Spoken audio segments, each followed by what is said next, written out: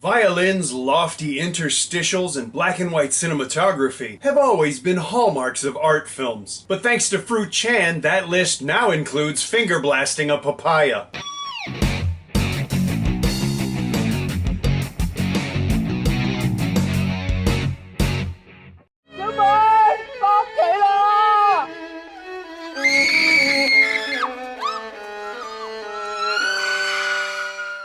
Hi, welcome to the Silver Spleen. My name is Elizabeth Taylor, and this is my review of Three Husbands. Fruit Chan has made a name for himself, with films that have been inventive, transgressive, and quirky. His last major film was The Midnight After, which I didn't particularly care for, but since I'm not a local, maybe it was just above my understanding. I say that only half sarcastically, and we'll discuss that later. Three Husbands, his latest film, is the conclusion to what people have called Chan's Prostitute Trilogy, started in 2000 with Durian Durian, and followed by 2001's Hollywood Hong Kong. Let's ignore for the moment the idea that somehow a prostitute trilogy doesn't give more people pause. I won't even make a joke yet. Three Husbands tells the story of a prostitute who lives and works on a boat in Hong Kong with her three husbands. It may also be the story of a profoundly developmentally disabled woman with untreated physical and psychological issues who is ruthlessly exploited by the men in her life. On top of that, pun intended, this might all be some kind of allegory about the politics of Hong Kong. The film also functions as a rather interesting glimpse into how certain people who make movies have some really troubling views about women. If I don't tell you any more about the story, that's for two reasons. One, to do so would be kind of spoilericious.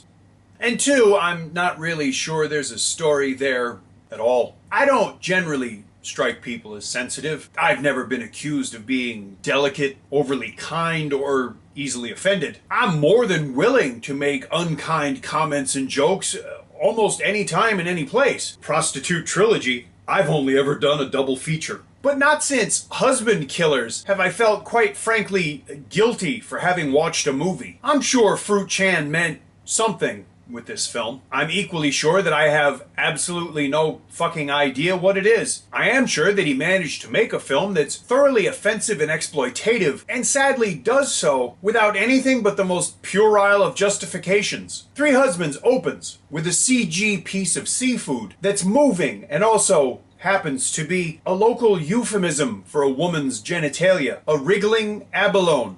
Really? Is Stephen Chow doing your symbolism? Not even Pang Ho Chung would sink this low. Ha! Vagina! Three Husbands isn't acerbic political satire. It's a misogynistic infantile temper tantrum. If you're trying, or not, to arouse sympathy for your perspective, you might not want to do it by ruthlessly exploiting an actress so badly, dehumanizing her, and committing essentially the same crimes that you're purportedly lamenting. Chloe Mayan, the actress who plays the prostitute, played a role that demands an inordinate amount of courage, and she does it really, really, really well. I mean, her performance is far and away the best thing about the film. She really deserved a better movie than this one. A good film ideally will encourage or even force you to think about it afterwards, but it shouldn't force you to think really, really hard just to try and make sense of it. It also shouldn't give you the sense that the filmmaker is gleefully, condescendingly celebrating your confusion because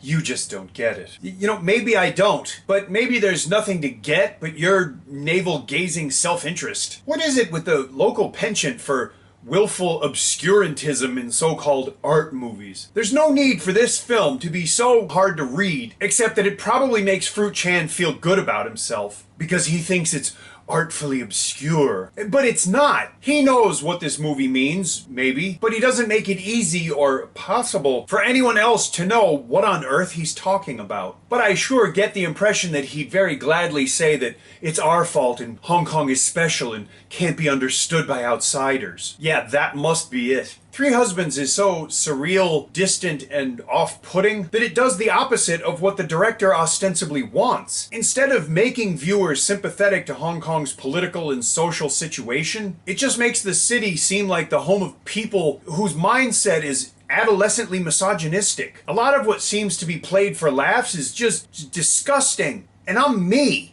The political allegory is simultaneously unsupportably heavy-handed and executed in incredibly bad ways. The ending of the film might be the most inappropriate Schindler's List homage ever. But, and perhaps typically, that scene, which apparently is trying to make some kind of trenchant political statement through visual imagery, lacks the courage to make the statement clearly and beyond doubt. It's profoundly immature politically and veers from the gleefully prurient to the blatantly submissive. If you want to be daring enough to use the Chinese flag to make a statement, then have the balls to show all of it. Or are you too scared?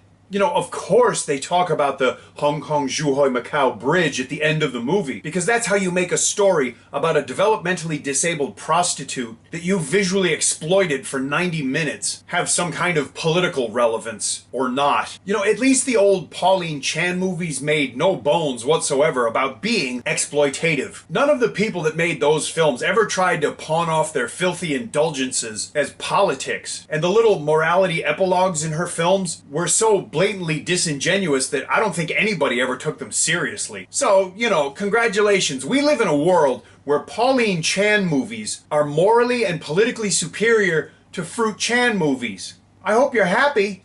I'm not.